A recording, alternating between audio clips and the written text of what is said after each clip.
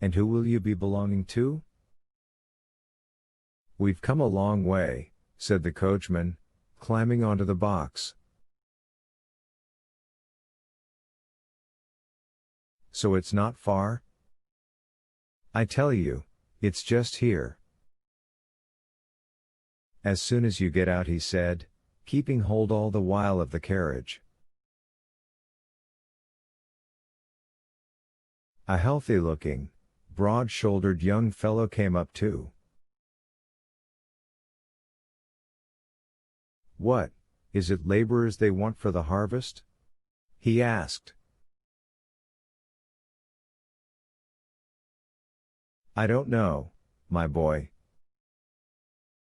So you keep to the left, and you'll come right on it, said the peasant, unmistakably loath to let the travelers go, and eager to converse.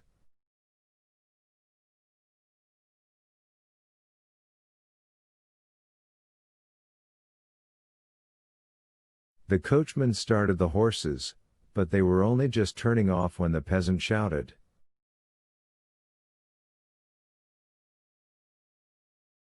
Stop! Hi, friend! Stop! Called the two voices. The coachman stopped. They're coming. They're yonder! Shouted the peasant. See what a turnout!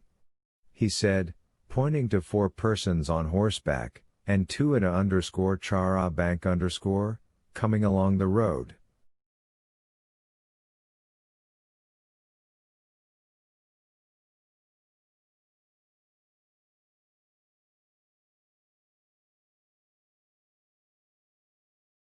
They were Vronsky with a jockey, Veslovsky and Anna on horseback, and Princess Varvara and Saviashki in the _chara bank _.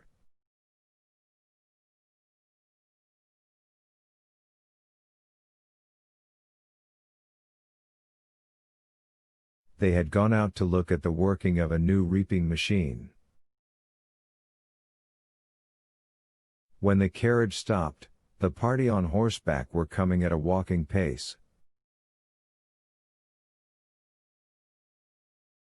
Anna was in front beside Veslovsky. Anna, quietly walking her horse, a sturdy English cob with cropped mane and short tail, her beautiful head with her black hair straying loose under her high hat, her full shoulders, her slender waist in her black riding habit, and all the ease and grace of her deportment, impressed Dolly.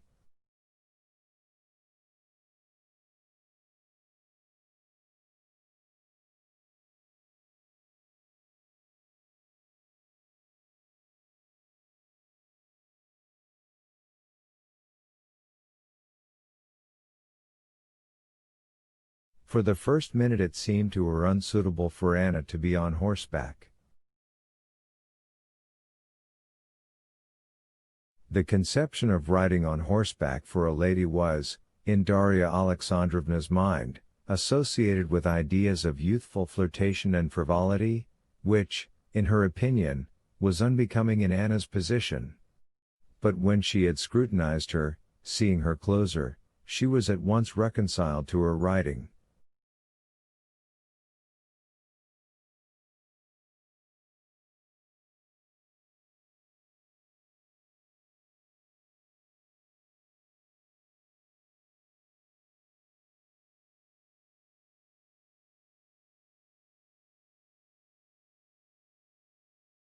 In spite of her elegance, everything was so simple, quiet, and dignified in the attitude, the dress and the movements of Anna, that nothing could have been more natural.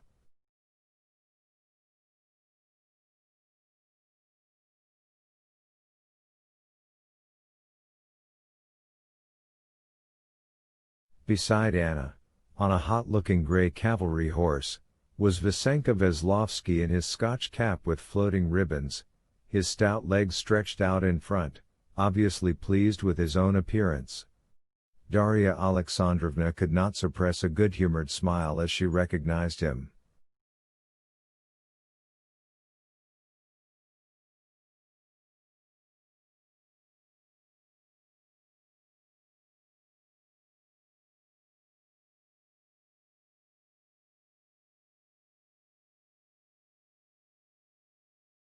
Behind rode Vronsky on a dark bay mare, obviously heated from galloping.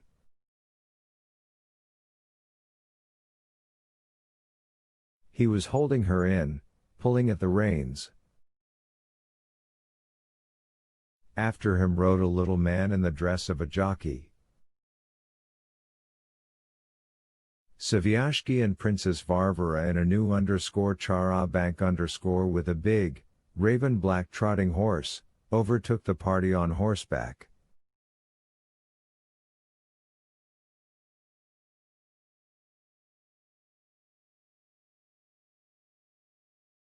Anna's face suddenly beamed with a joyful smile at the instant when, in the little figure huddled in a corner of the old carriage, she recognized Dolly.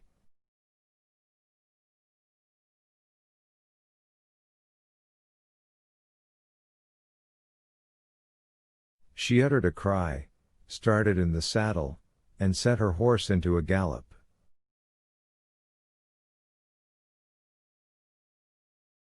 On reaching the carriage she jumped off without assistance, and holding up her riding habit, she ran up to greet Dolly.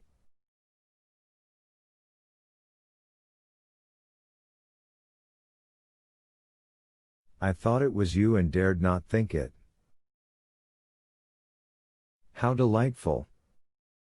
You can't fancy how glad I am," she said, at one moment pressing her face against Dolly and kissing her, and at the next holding her off and examining her with a smile.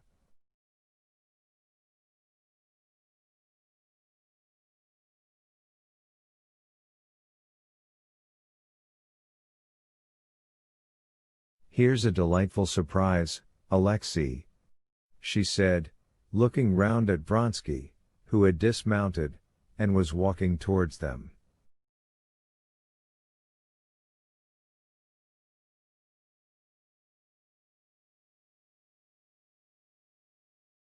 Vronsky, taking off his tall gray hat, went up to Dolly. "You wouldn't believe how glad we are to see you," he said, giving peculiar significance to the words, and showing his strong white teeth in a smile.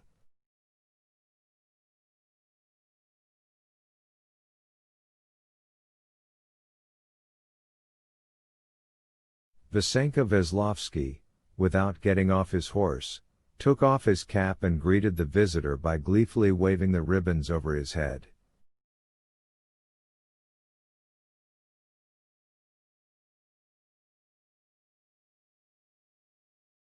"That's Princess Varvara," Anna said in reply to a glance of inquiry from Dolly as the _Chara bank _ drove up.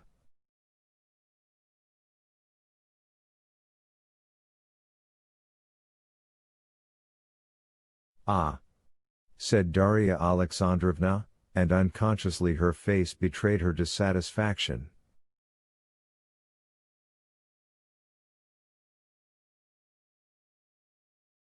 Princess Varvara was her husband's aunt, and she had long known her, and did not respect her.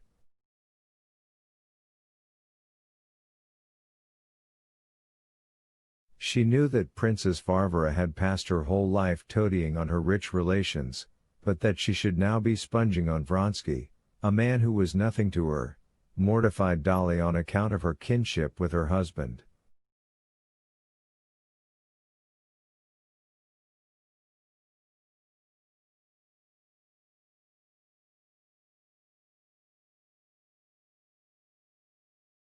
Anna noticed Dolly's expression, and was disconcerted by it. She blushed, dropped her riding habit, and stumbled over it.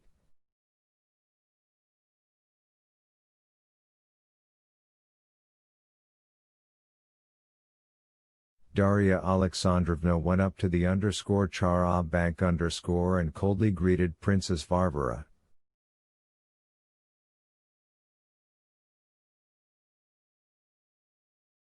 Sviashki too she knew.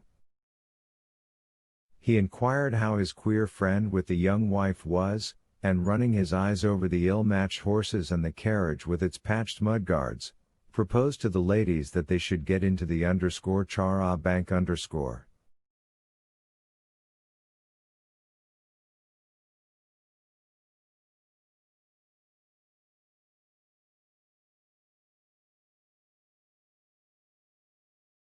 "And I'll get into this vehicle," he said. "The horse is quiet, and the princess drives capitally."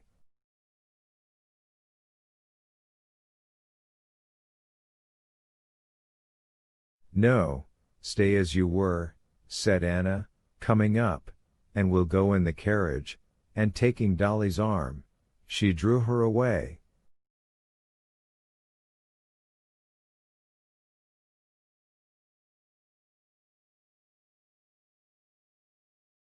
Darya Alexandrovna's eyes were fairly dazzled by the elegant carriage of a pattern she had never seen before, the splendid horses, and the elegant and gorgeous people surrounding her.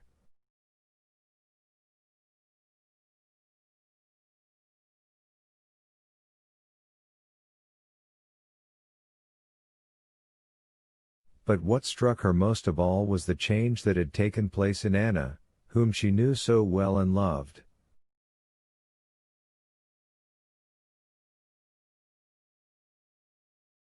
Any other woman, a less close observer, not knowing Anna before, or not having thought as Darya Alexandrovna had been thinking on the road, would not have noticed anything special in Anna.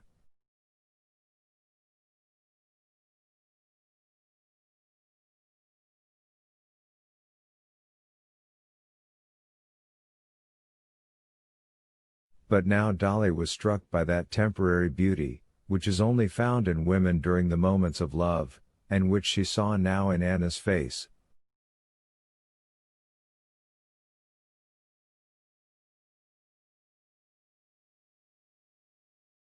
Everything in her face, the clearly marked dimples in her cheeks and chin, the line of her lips, the smile which, as it were, fluttered about her face, the brilliance of her eyes, the grace and rapidity of her movements, the fullness of the notes of her voice, even the manner in which, with a sort of angry friendliness, she answered Veslovsky when he asked permission to get on her cob, so as to teach it to gallop with the right leg foremost. It was all peculiarly fascinating, and it seemed as if she were herself aware of it, and rejoicing in it.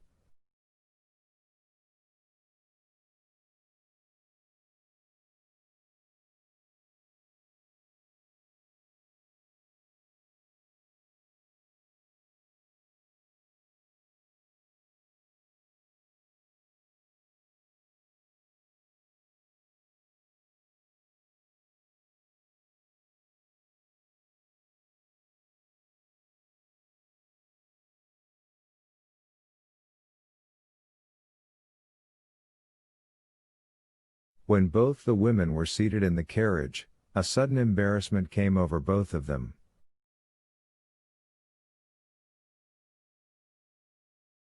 Anna was disconcerted by the intent look of inquiry Dolly fixed upon her. Dolly was embarrassed because after Sviashki's phrase about this vehicle, she could not help feeling ashamed of the dirty old carriage in which Anna was sitting with her.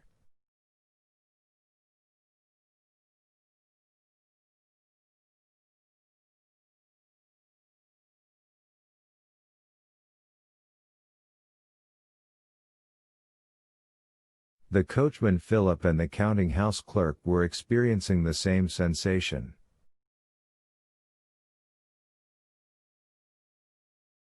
The counting-house clerk, to conceal his confusion, busied himself settling the ladies, but Philip the coachman became sullen, and was bracing himself not to be overawed in future by this external superiority.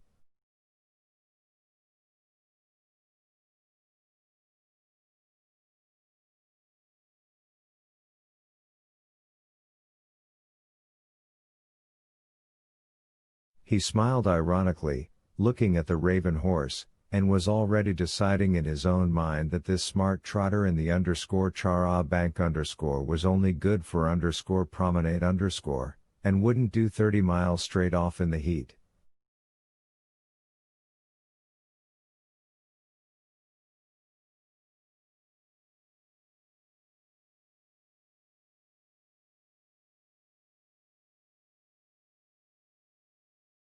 The peasants had all got up from the cart and were inquisitively and mirthfully staring at the meeting of the friends, making their comments on it,